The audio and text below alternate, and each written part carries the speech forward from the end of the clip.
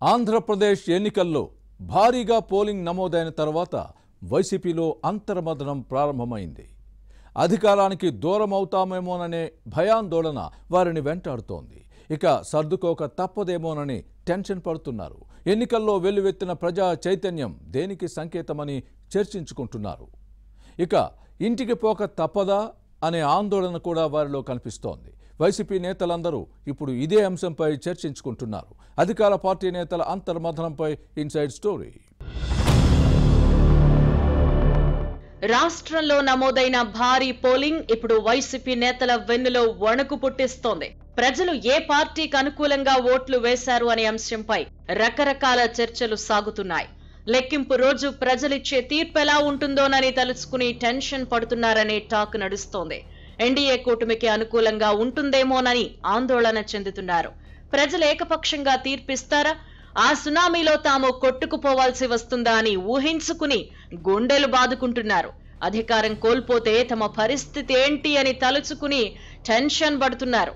ఈ 5 ఏళ్లు తాము చేసిన దారుణాలు, అరాచకాలను గుర్తు చేసుకుని ముందుగానే భయపడే పరిస్థితిలో అధికార పార్టీ నేతలున్నారు. ఓటర్లలో చైతన్యం వెల్లువెత్తడాన్ని చూసిన తర్వాత ఫ్యాన్ పార్టీ నేతలతో పాటు పెద్దలకు సీన్ అర్థమైంది అని వైసీపీ వర్గాల్లో వినిపిస్తోంది. ఈ 5 ఏళ్లలో తాము నేల విడిచి సాము చేయడంతో బొక్కబోర్లా పడే పరిస్థితి వచ్చిందనే చర్చ సాగుతోంది. ఇంటెలిజెన్స్ రిపోర్ట్స్ కూడా వైసీపీకి అనుకూలంగా లేవని ఆ పార్టీ నేతలు చెబుతున్నారు. గతంలో ఎప్పుడూ లేని విధంగా ఈసారి పోలింగ్ కు ఇంత భారీ స్పందన రావడానికి కారణమేంటని వైసీపీ నేతలు చర్చించుకుంటున్నారు. దేశం నలుమూలలతో పాటు విదేశాల నుంచి ఓటర్లు తరలి రావడాన్ని తలుచుకుని తాము తప్పు చేశామా అనే అపరాధ భావం వారిలో కనిపిస్తోంది. కేవలం సంక్షేమాన్నే నమ్ముకుని అభివృద్ధిని విస్మరించడంతో ప్రభుత్వంపై ప్రజలు తిరుగుబాటు చేశారు అనే టాక్ అధికార పార్టీ నేతల్లోనే ఉంది. ఉపాధి లేక వలసపోయిన వారంతా తాము పడిన కష్టాలను తలుచుకుని పోలింగ్కొచ్చి కసిగా ఓటు వేశారు అని వైసీపీ నేతలే చర్చించుకునే పరిస్థితి ఉంది. కూటమి అధికారంలోకి వస్తే తమ తప్పులెక్కడ బయటపడతాయోనని టెన్షన్ పడుతున్నారు. అధికారాన్ని అడ్డం పెట్టుకుని ఇష్టారాజ్యంగా వ్యవహరించిన వైసీపీ నేతలు రేపు అధికారం మారితే ఎలా ఉంటుందోనని ఆందోళన చెందుతున్నారు. భూ కబ్జాలు బయటపడితే ఏం చెయ్యాలని మదనపడుతున్నారు.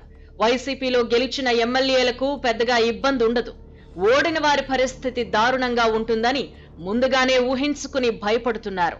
సర్కారు భూములను తమ జాగీర్గా భావించి రిజిస్ట్రేషన్ చేయించుకున్న ఎమ్మెల్యేలు, పార్టీ నేతలకు ఇబ్బందులు తప్పవనే చర్చ సాగుతోంది. ఎన్డీఏ కూటమి అధికారంలోకి వచ్చి విచారణకు ఆదేశిస్తే తమ బొక్కలెక్కడ బయటపడతాయో అని తలుచుకుని భయపడుతున్నారు అని పార్టీ క్యాడర్లో చర్చ సాగుతోంది. శాండ్, వైన్, మైనింగ్ మాఫియా వ్యవహారాలు బయటకు వస్తాయేమోనని బెంబేలెత్తుతున్నారు. ఈ భయం వైసీపీ నేతలను నీడలా వెంటాడుతోంది. పోలింగ్ సరళిని పరిశీలించిన వైసీపీ నేతలు తమకేం మాత్రం అనుకూలంగా లేదని భావిస్తున్నారు. ప్రజా తీర్పు వ్యతిరేకంగా రావచ్చని ఆందోళన వారిలో కనిపిస్తోంది.